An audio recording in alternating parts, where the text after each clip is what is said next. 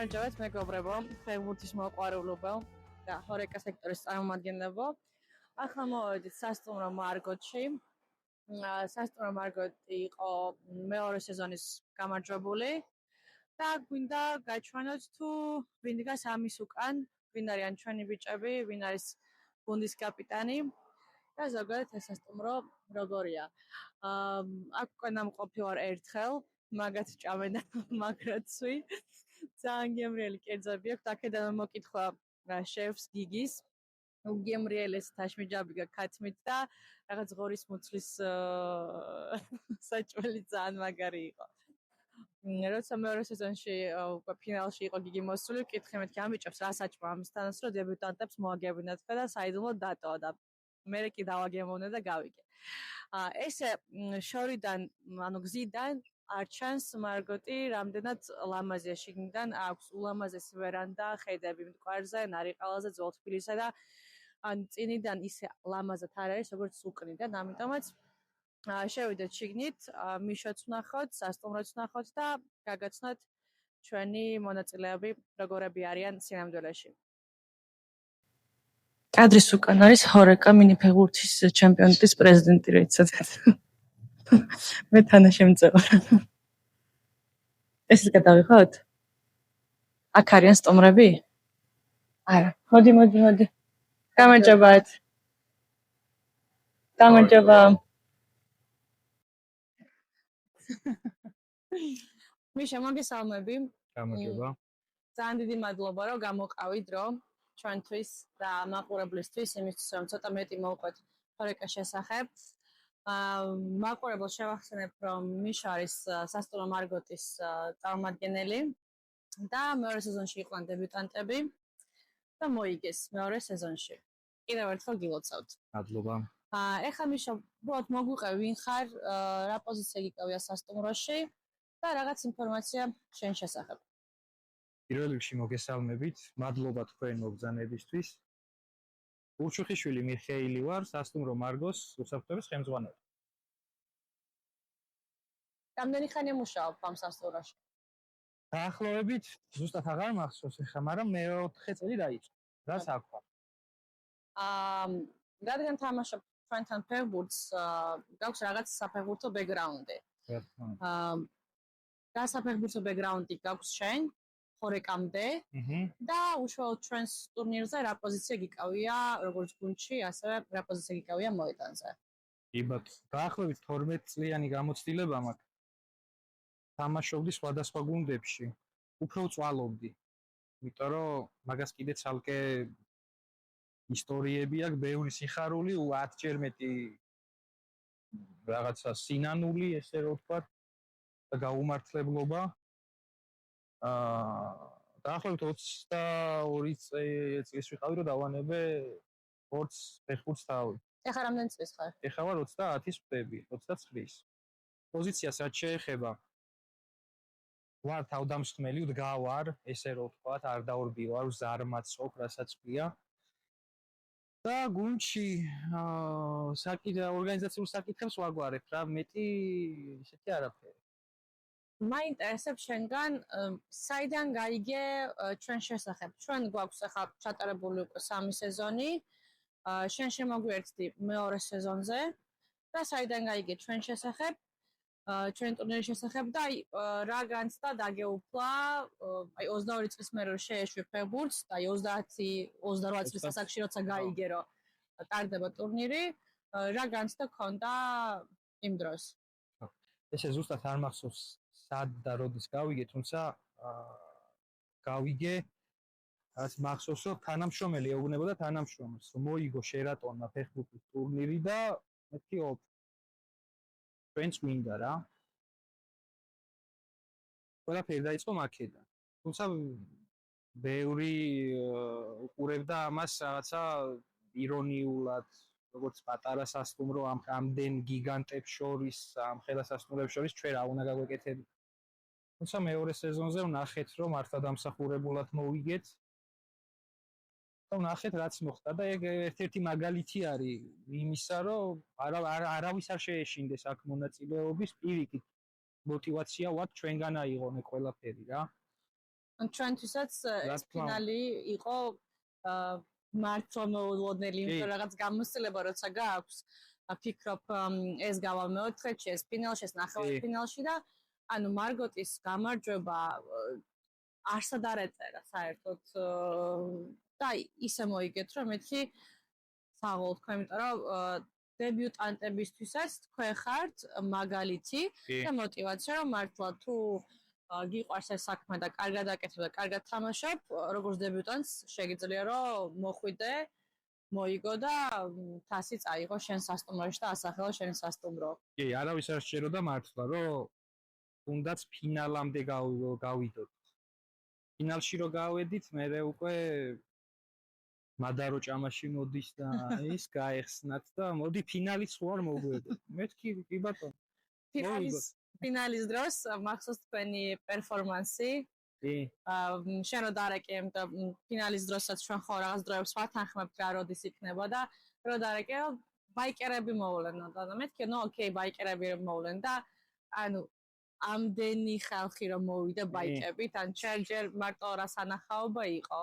და ძალიან მაგარი პერფორმანსი იყო, რომელსაც ასევე არ მოველოდით და აი მეორე სეზონში მარგოტისგან ამდენს არ მოველოდებოდით და აი მართლა მოლოდის რომ გადააჭარბეთ და მადლობა აი ამ პერფორმანსისთვის რაც გააკეთეთ და ძალიან დასამახსოვრებელი იყო. თქვენ ორგანიზატორებს ესეთ მართლა სამაგალითო ტურნირია რა, ეს ფუფუნება არა გვაქვს ქალაქში. რომ ორეკა სექტორში მყოფი სასტუმროები იქნება, ეს რესტორნები თუ რა არ აქვს მნიშვნელობა. ეს არის განტვირთვის აი ფუფუნების საგანია რა ეს თანამშრომლისთვის რა. ხო და მით უმეტეს თუ ვინმეს რაღაცა კავშირი აქვს სპორტთან, ფეხბურთთან, იმისთვის არის, რა ვიცი, აი ხა სულ მეკითხებიან რა, ტურნირი როდის იქნება. აი მეორე სეზონი ჩვენ რო დებიუტანტები რომ მოვიგეთ, ხო, ეგ იყო ვაფშე ამათვის ვიყავით გმირები, ესე რო ვთქვათ რა. აი ეს მესამე სეზონი არაფერი როგორც მოვემზადეთ, ისე ჩავატარეთ ტურნირი, არაფერი პირიქით მადლობის მეტი არაფერი არ მეთქმის ბიჭებთან. არა ეხლა მეოთხე სეზონს, არ ვიცი, განსაკუთრებით არ ყველა ვაფშე, ყველა მაგას. როგორ შეიცვალა სამსახურში ურთიერთობა აი ამ ჩემპიონატის მერე? აჩე, იმასთან რედისონის ფინალის ღამეს, ორი ღამე ვსვავდი. ელის არ ვიცი, თასი დავკარგეთ, ეგ იყო ყველაზე მაგარი ისტორია რა. თასი დავკარგეთ, არ ვიცი, სადღაც რესტორანში მეორე დღეს ტაქსი მოგვიტანა და იმდენად ჩვენთვის ის იყო რა, რაღაც უცხო.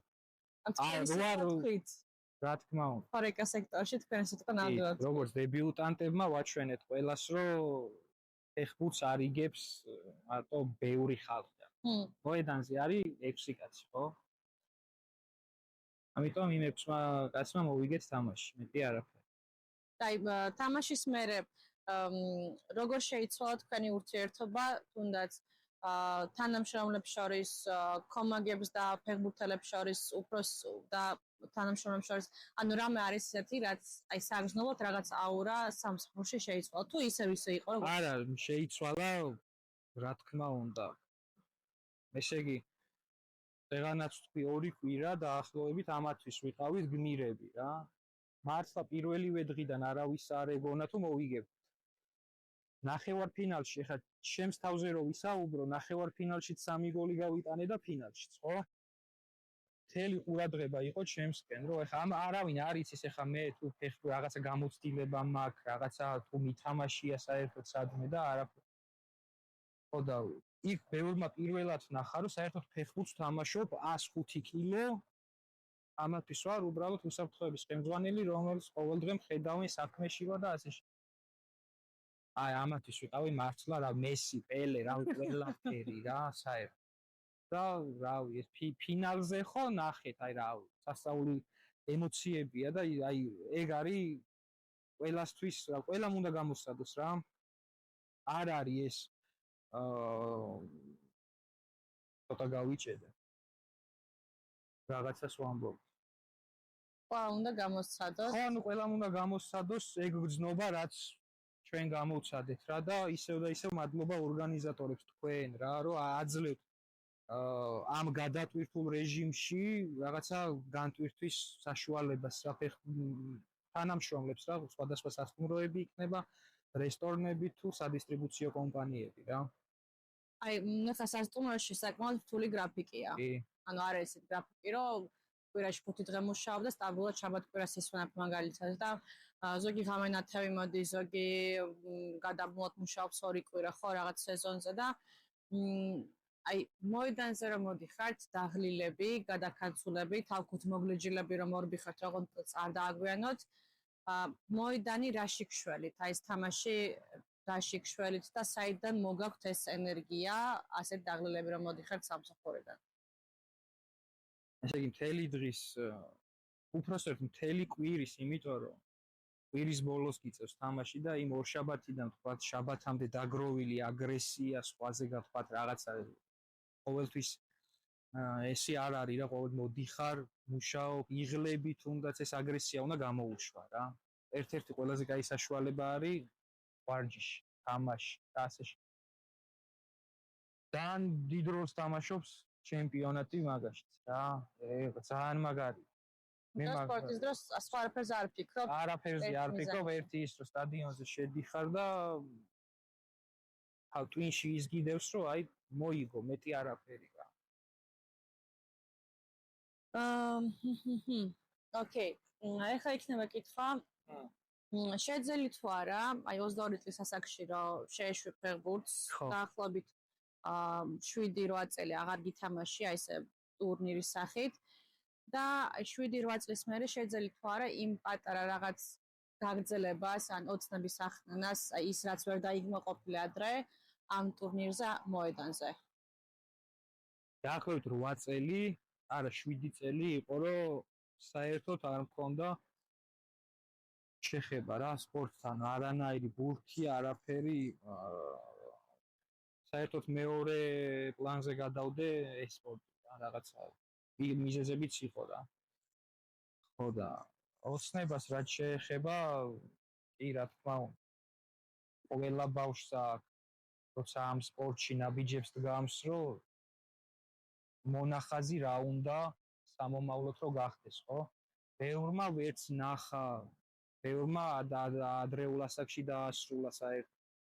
მე იმ ასაკში დავასრულე საერთოდ ვარჯიში კარიერაც ეხა არ ვთვლი რომ კარიერა მქონდა, მე ვთვლი რომ საერთოდ არაფერი არ მქონია რა.